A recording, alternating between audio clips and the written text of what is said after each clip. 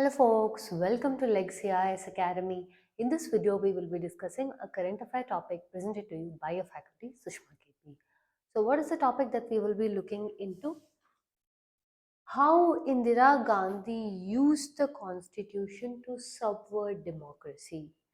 In this article, we will be seeing as to why is it important, how is it relevant to your UPSC, that is your GS paper 2. We will also be seeing what are the changes that was done throughout the course and how would that impact democracy. Look at this. The emergency was declared on June 25, 1975 under Article 352 of the Constitution, which at that time allowed such a proclamation on the grounds of internal disturbance. Have a look at this. Emergency pay, we have three types of emergencies. One is your national emergency, one is your state emergency or precedence rule, third is financial emergency.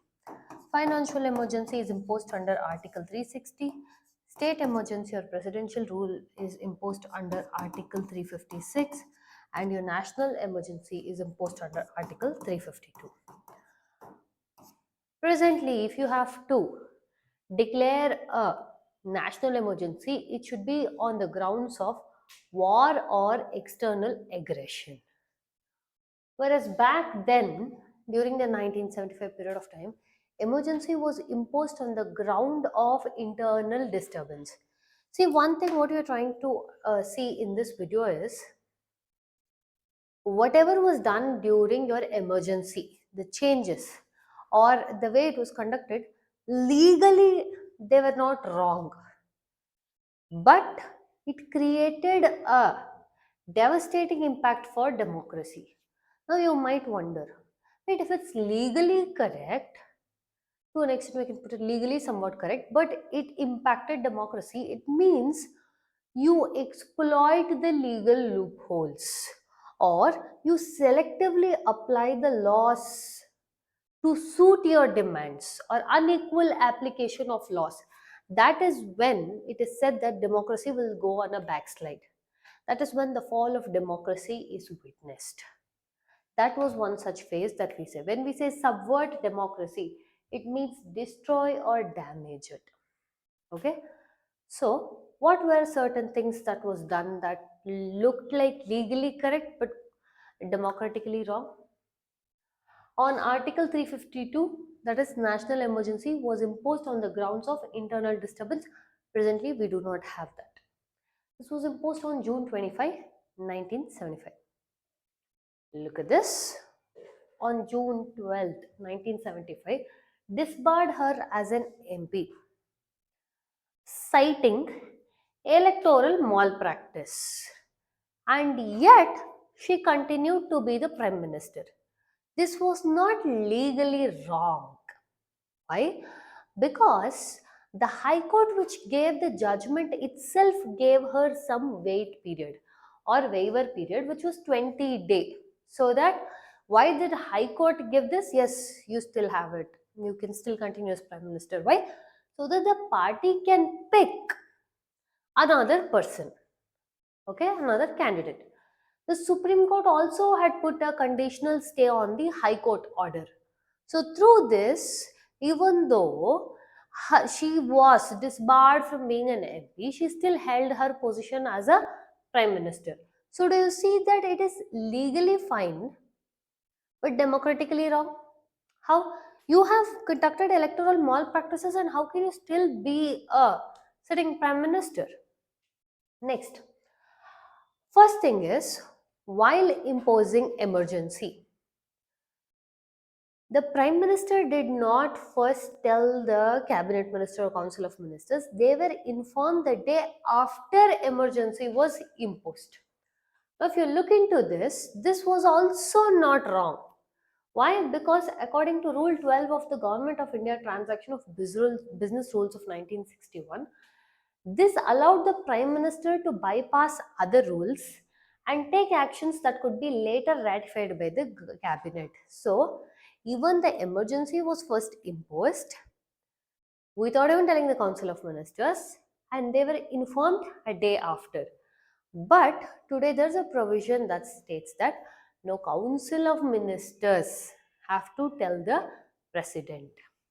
Okay, so we see a lot of dark chapters in the modern history because of the usage of selective laws done during your emergency.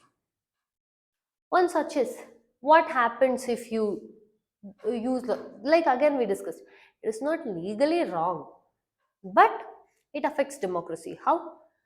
It severs the democratic rights. It also makes sure, see, in many instances with respect to your judiciary, judges, Chief Justice of India is usually given based on seniority level.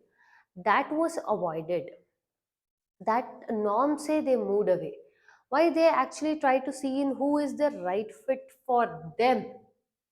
For them, in the sense, previously on any cases with regard to government, have particular judges gone against it? Okay, hard for the rule of law. See, rule of law means it is equally applicable to everyone and it should not be applied in a manner that is unequal. Understanding? It is equal application of law. And another thing is you start using the laws as a weapons for you. For example, during the British time said certain laws were draconian when they started imposing curbs, imposing restrictions on your freedom of press. The same thing we saw come back during your emergency also. See, with respect to weaponization of laws, the illegal detentions where almost 1,11,000 persons were detained under preventive detention. Among those, 13,000 were associated with opposition parties. This much of preventive detention was needed. Is it to deal with the situation or is it to deal with the opposition? Understanding? See, according to your historian Granville Austin, he claims that the emergency pay, whatever conditions that we see, that was the beginning of backslide for the democracy. Democracy, if this continued, this would have crushed the democracy. Wherein your one of the main things that we observe is during your emergency to keep the judiciary out of the ambit of the elections of prime minister, understanding vice president, speaker, president. They were tried to, the election of this were tried to be kept out of the judicial review. And also look at this, under maintenance of internal security act of 1971 they placed it in the ninth schedule. So all of this indicates what? Trying to keep the judiciary out of the ambit or otherwise undermine the independence of judiciary, which is a basic structure of the constitution. Yes, when you undermine the independence of judiciary, this in turn affects the separation of powers, which in turn affects the constitution. Judiciary was affected, like I mentioned. Chief Justice of India is made on the seniority level, but in 1977, Justice Beg was appointed as the Chief Justice of India, overlooking Justice H.R. Khanna. Understanding? Again, here the norms were also being changed to the way that they wanted. If you see how your rule of law was eroded, the excess of the state machinery was used in such a manner that they were trying to be telling that the states were trying to be giving the explanation as this is the necessary what it is needed to bring the situation under the control. Okay, and majority of the constitution got changes, if you see, it was all made when the opposition was in jails. Okay, another thing with respect to your executive, look at this. Indira is India, India is Indira. That is, you start fusing the state and a personality together. You start fusing a party and a state together.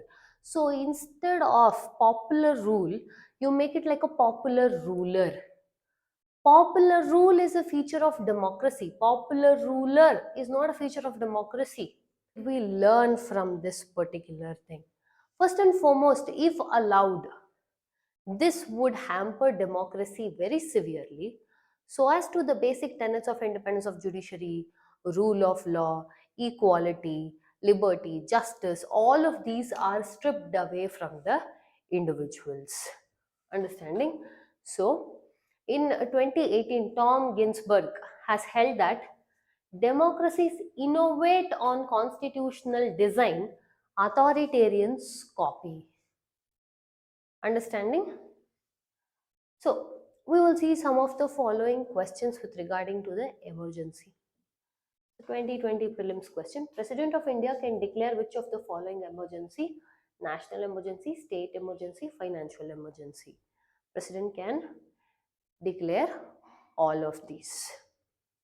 Which of the following are the consequences of proclamation of national emergency under Article 352? Union can give directions to state. Fundamental rights under 19 are suspended. Term of Lok Sabha can be extended. See here, Union government can give direction. Lok Sabha can be extended. So the correct answer is all three. Look at a few mains question which was also asked with respect to your emergency. Emergency provisions in the Constitution of India enable the central government to meet any abnormal situation effectively. Discuss the type of emergencies and the provisions made in the Constitution to deal with them. See, it's simple. In our federal structure also, we see the concept where we have unitary features, we have federal features. We are a federal state, but with unitary features. That's where we call as quasi-federal. So, during emergency, we tend to become unitary in nature. Reason is very simple, to meet with uncertainties. This should not be used for making an authoritarian regime. Understanding? Discuss the controversial aspects of emergency under Article 352 with special reference to the role of President and Cabinet. The same things that we discussed in the video. Okay? With this, we have come to the end of the content. If you like our content, subscribe to our channel, hit the like button, share it along with your friends. Thank you.